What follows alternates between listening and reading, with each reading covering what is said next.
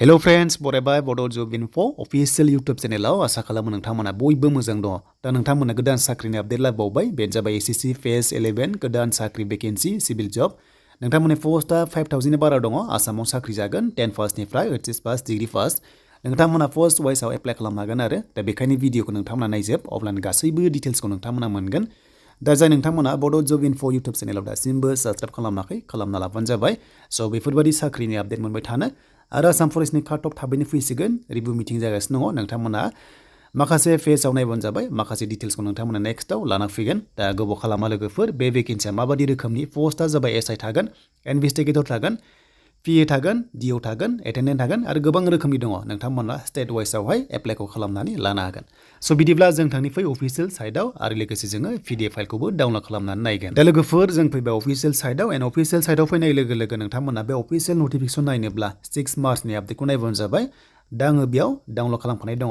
दा लोगोफोर बे PDF फाइला गोबां पेजेस दङ। स' बेखायनो नोंथांमोना डाइरेक्ट खिथाखानोसै माखासे इम्परटेन्टखौल'। दा बिनि लास्ट डेटआ 27 मार्चसिम आरो नोंथांमोनाहाय माखासे पेमेन्ट दानांगोन बाट जोंनि स्टेट नाङा बेखौ मिथिखागौ आरो नोंथांमोना एग्जाम होनांगोन आरो बे एग्जामा कन्डाक्ट जागोन जुन जुलाइआव टेन्टेटिभ आरो बे चेन्जबो जानो हागौ बा एडभान्सबो जानो हागौ। नाथाय बे एग्जामा अनलाइन जागोन नोंथांमोना SSC बादि एग्जामखौ हैनांगोन। दा लोगोफोर बे पोस्टआ माबायदि रोखोमनि जों बेखौ नायगोन। दा पोस्ट वाइसआव नोंथांमोनाहाय एप्लाइ खालामनांगोन ssc.nic.in आव बे लिंकआ डिसक्रिप्सनाव दङ। नोंथांमोना हाउ टु एप्लाइ बेनि सायाव भिडिअ नांगौब्ला कमेन्ट सेक्सनाव लिरबानो जाबाय आं नोंथांमोननो लाना फैगोन। देन बेनिफ्राय नोंथांमोननि लास्ट डेटआ 27 मार्चसिम थागोन। नोंथांमोना एग्जाम फिस होनाङा जोंनि STफ्रा।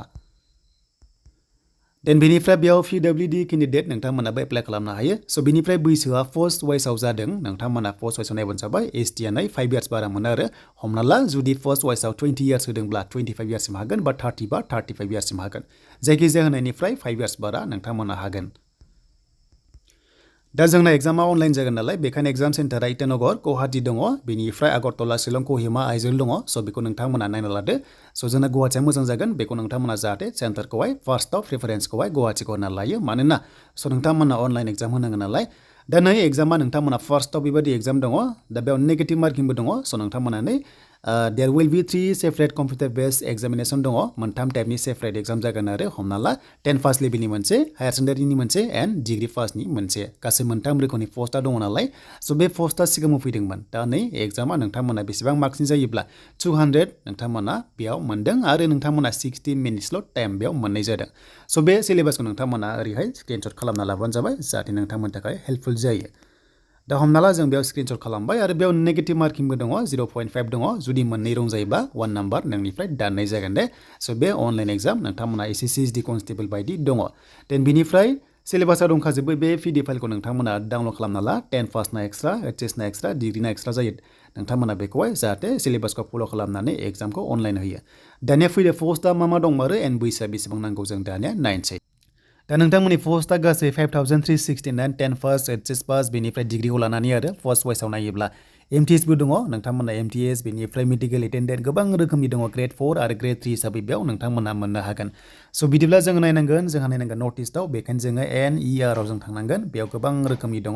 स' बे जाबाय अल इन्डिया नालाय पोस्टआ बेखायनो जोङो NER आव थांनांगोन एबा नर्थ इस्ट रिजनाव जों थांनांगोन।